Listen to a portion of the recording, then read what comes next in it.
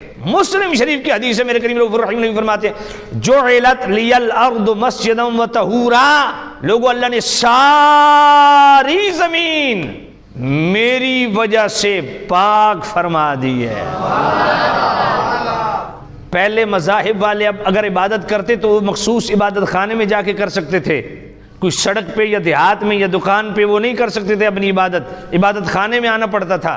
اس امت کو میرے کریم رؤوف الرحیم نبی کے وسیلہ سے یہ سہولت ملی۔ حضور نے فرمایا مسجد درکار نہیں، مسجد جا نہیں سکتے کسی سبب سے، تو جہاں تمہارا دل کرے نماز پڑھنے کی، اللہ نے پوری زمین میرے لیے مسجد بنا دی ہے، مسجدا وطہورا، پوری زمین کو اللہ نے میری خاطر پاک کر دیا، مسجد بنا دیا، جہاں تم نماز پڑھنا چاہو نماز پڑھ سکتے ہو۔ حضور آئے مکے کی دھرتی پہ تو پاکستان کی زمین کیسے پاک ہوگی؟ اس لیے کہ حضور کا قدم اس خطہ ارض پہ لگا اور یہ زمین کا ٹکڑا اس زمین سے ملا ہوا ہے، تو پتہ چلا پاکوں کے ساتھ ملنے سے پاکی ملتی ہے۔ یہ زمین اس زمین سے اتصال رکھتی ہے تو یہ پاک۔ اب اپنی ایمان سے بتائیے صحابہ، آل بیت، ازواج مطہرات اور صدیق و عمر کی تو کیا شان ہے، آج بھی جڑے ہوئے اور ملے ہوئے۔ اور شاید ہم یہ سمجھ رہے ہیں بیچ میں پردے ہیں، پردے بھی نہیں ہیں۔ مولا علی نے جب اتارا نا صدیق اکبر کو قبر میں، تو مولا علی نے جذبی کیفیت میں ایک ایسی چیخ ماری کہ سارے لوگ متعجب ہوئے، علی کو کیا ہوا؟ جب مولا علی باہر نکلے تو چھم چھم نین برس رہے تھے۔ علی ہوا کیا ہے بتائیے تو صحیح۔ فرمایا جو منظر میں نے دیکھا وہ تم دیکھتے تمہاری اس سے بھی زیادہ حالت غیر ہو جاتی اور تم برداشت نہ کر سکتے۔ کہا حضور دیکھا کیا ہے؟ کہا جب میں نے ابو بکر کو قبر میں لٹایا نا تو مصطفیٰ کی قبر انور اور صدیق انور کی قبر انور کے درمیان جو دیوار تھی وہ ہٹ گئی۔ مولا علی فرماتے ہیں اس سے بھی زیادہ تعجب خیز بات تو اگلی ہے۔ حضور وہ کون سی؟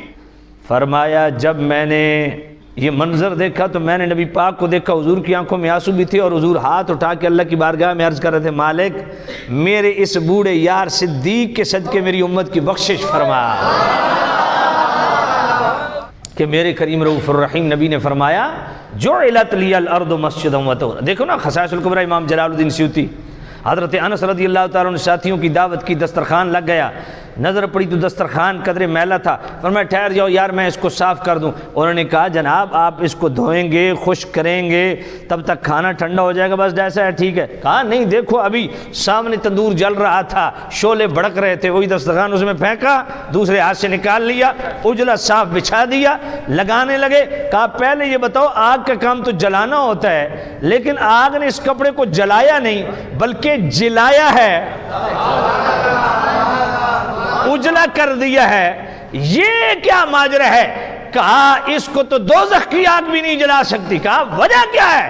حضرت انس رضی اللہ عنہ فرماتے ہیں ایک دن میرے کریم رؤوف الرحیم نبی میرے گھر تشریف لائے تھے، یہی دسترخوان بچھایا تھا، کریم رؤوف الرحیم نبی صاحب اللہ علیہ وسلم کھانا تناول فرما کے اس دسترخوان کو بھی اپنے لمس کا شرف عطا فرمانے لگے، اس کو بھی اپنی برکت دی، اپنے ہاتھوں سے اس کو بھی اپنی برکتیں دیں، تو فرمایا اس کو تو دوزخ کی آگ بھی نہیں جلا سکتی۔ اے انس جس کونے پہ میرے نبی کے ہاتھ لگے وہ کونا وہ گوشہ نہ جلے، دوسرا تیسرا چوتھا تو جلے۔ کہا وہ کیسے جلے؟ وہ اس سے جو ملا ہوا ہے۔ یار دسترخوان پہ ایک دفعہ میرے نبی کریم رؤوف الرحیم نبی کے بابرکت ہاتھ لگ جائیں، اس پورے دسترخوان کو آگ نہ جلائے، تو جو صدیق خود کندھوں پہ اٹھا کے غار تک لے گیا، جس فاروق کو رب سے دعائیں مانگ کے میرے نبی نے مانگا ہے، جس عثمان غنی کو ذوالنورین کا ٹائٹل ملا مصطفیٰ کی بارگاہ سے، اور کئی دفعہ حضور کے جسم عطر سے چھو جانے کا شرف نصیب ہوا، اور جس مولا علی کے خود فرمایا علی منی وانا من علی۔ یار یہ صحابہ آل بیت حضور کی ازواج، ان کی شان کیا ہوگی جن کو بارہا مرتبہ حضور کی صحبت نصیب ہوئی، حضور کا دیدار نصیب ہوا، حضور کے جسم کا لمس نصیب ہوا، ان کی شان کیا ہوگی؟